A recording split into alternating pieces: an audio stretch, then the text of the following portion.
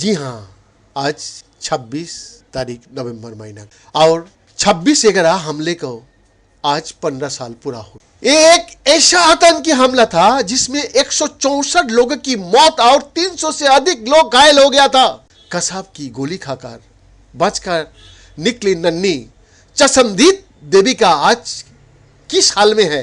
जी हाँ, इसने 2009 में आतंकी को पहचान की थी और मौत को फंदे तक पहुंचाया। हमले के वक्त 9 साल की देविका रोडावन आज 24 साल की हो गया है।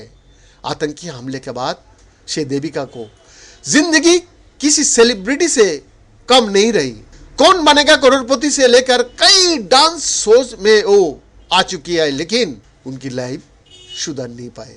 क्या क्या झेलना पड़ा, यही उनका जुबानी में हम लोग आप लोगों को साझा कर। बीबीसी के रिपोर्ट के मुताबिक देविका बताती है, उस वक्त मेरी उम्र 10 साल रही होगी जब 2009 में कोर्ट में सुनवाई के दौरान मैंने कसाब को पहचाना था। कसाब ने तब एक नजर मुझे देखा और फिर नजरें नीचे झुका दी। इन सब मिली, लेकिन मेरी लाइफ इतनी आसान नहीं थी।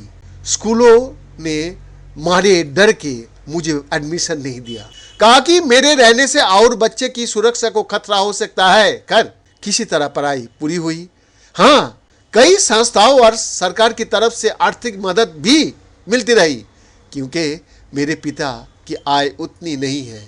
हमले के बाद से हमारा दुकान भी बंद हो गया था। 26 नवंबर 2008 का दिन था। देविका बताती है, मैं अपने पिता और भाई के साथ ट्रेन में चढ़ने के लिए मुंबई के सबसे व्यस्त रेलवे स्टेशन पर इंतजार कर रही थी। तभी उसके दाहिने पैर में गोली लग गई। उस वक्त मैं बहुत छोटी थी और बेहोश हो गया। फिर भी उस भयानक दिन की याद मेरे जहन में आज भी ताजा है। लोगों को गोलियां लग रही थी और वो गिर रहे थे। अन्य लोग अपनी जान बचाने के लिए भाग रहे थे। कई सब अचानक जिंदा जो आदमी लोग था वो बन गया सब। देविका कहती है, मैंने आतंकवाद को महसूस किया हूँ। कसाब द्वारा गोली खाए जाने के बाद मुझे 6 सर्जरी देखनी पड़ी और करीब 65 दिन अस्पताल में गुजरने के बाद घर आ पाई। मैं आतंकवाद को खत्म करने के लिए IPS अधिकारी बनना चाहती हूँ। फिलहाल मेरी जरूरत खुद और अपने परिवार को पालने की है। मैं अभी अपने परिवार का भरण पोषण करने के लिए नौकरी की तलाश कर रही हूँ।